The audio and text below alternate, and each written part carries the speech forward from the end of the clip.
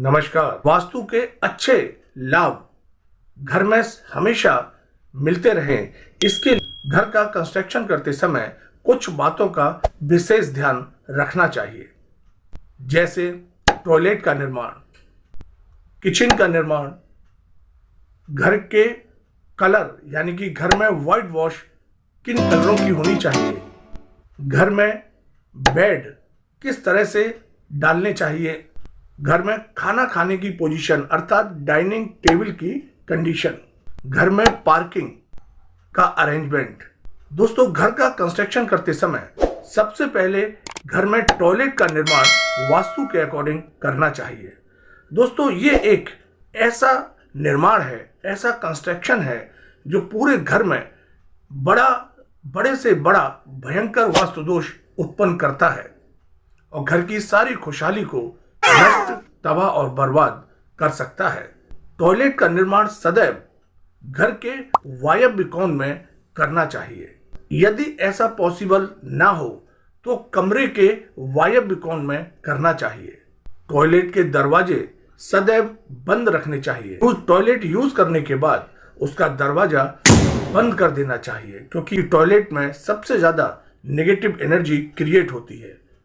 Number 2, kitchen का निर्माण। दोस्तों, किचन यदि वास्तु के अकॉर्डिंग बनी होती है तो किचन के अंदर बनी हुई कोई भी चीज जैसे भोजन जब घर के सदस्य ग्रहण करते हैं, खाते हैं, तो उनकी सेहत भी बहुत अच्छी औरों के कंपेयर में बढ़िया रहती है। तो किचन का निर्माण घर के अग्नि कोण में साउथ ईस्ट के कॉर्नर में सदैव करना चाहिए। किचन का निर्माण करते समय 3 बातों का जरूर ध्यान रखें। किचन का निर्माण सदैव रेक्टेंगुलर साइज में करना चाहिए।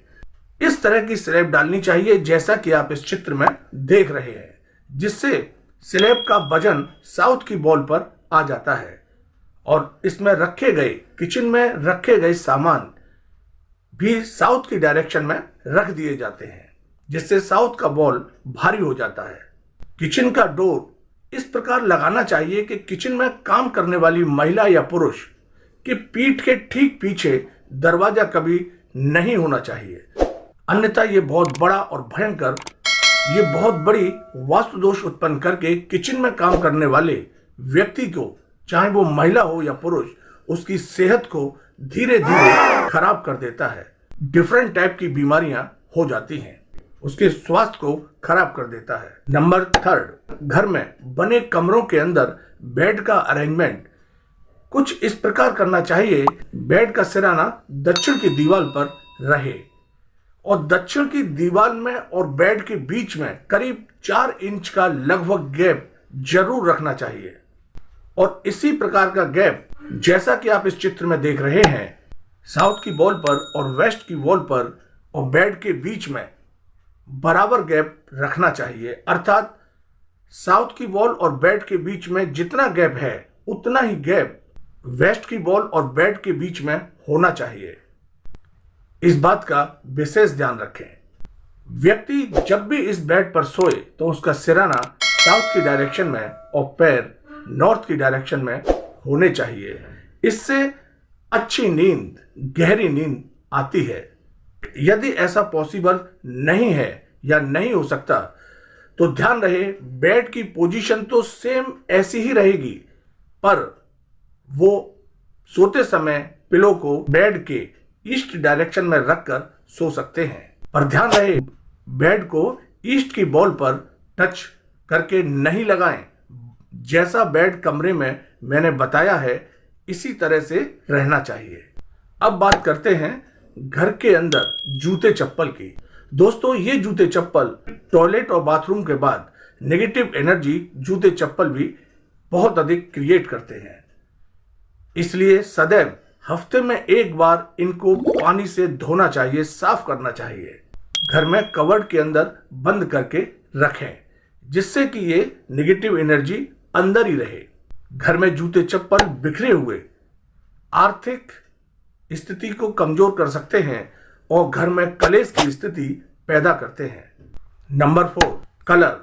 मित्रों, घर का कलर जब भी करें सदैव लाइट कलर करना चाहिए, जैसे white, of white cream, light cream, light of white दोस्तों। और घर के अंदर सारे कलर एक जैसे समान रूप से होने चाहिए, क्योंकि ये कलर इंसान को दुख और खुशी दोनों देते हैं। गहरे कलर इंसान में नेगेटिव एनर्जी क्रिएट करते हैं और लाइट कलर व्यक्ति को खुश प्रसन्न रखते हैं, समृद्धि देते हैं।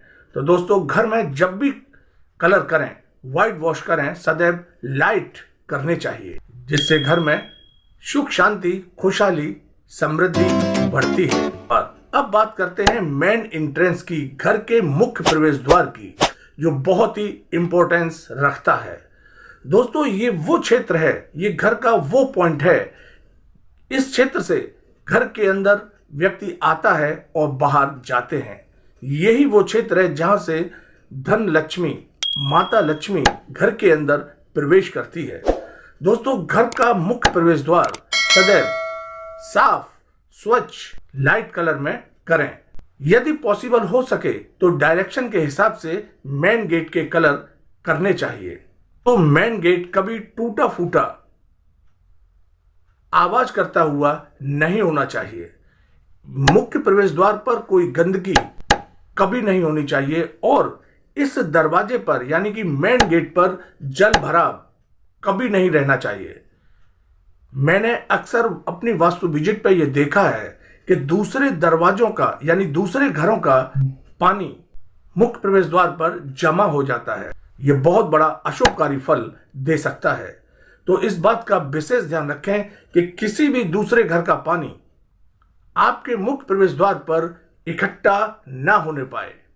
मुख्य प्रवेश द्वार जब भी खोले अंदर की तरफ खोलना चाहिए। मैंने बहुत से घरों में इस प्रकार के मुख्य प्रवेश द्वार देखे हैं जो बाहर की तरफ फिट कर देते हैं, जो सदैव बाहर की तरफ ही खुलते हैं, अंदर की तरफ कभी नहीं आते। दोस्तों इस प्रकार के मुख्य प्रवेश द्वार बहुत बड़ा अशुभकारी फल देते हैं। ये घर की सुख शांति और धन वृद्धि को घर से बाहर धीरे धीरे घर से बाहर कर देते हैं। दोस्तों इस प्रकार के मुख्य प्रवेश द्वार कभी ना बनाएं और बनाने से बचें। मुख्य प्रवेश द्वार का कलर समय समय पर करते रहना चाहिए। कहने का मतलब है मुख्य प्रवेश द्वार सदैव अट्रैक्टिव होना चाहिए। अब लास्ट में एक बहुत ही इंपॉर्टेंट चीज, दोस्तों घर का निर्माण करने के बाद अपने मुख्य प्रवेश द्वार के ऊपर या साइड में एक रेड कलर का स्वास्थ्य का चिन्ह जरूर लगाएं। दोस्तों यह सदैव शुभकारी फल देता है। हर व्यक्ति को लाल रंग का एक स्वास्थ्य का चिन्ह अपने मुख्य प्रवेश द्वार पर जरूर लगाना चाहिए। घर बनाते समय वास्तु के अनुसार इन सब बातों का ध्यान रखें।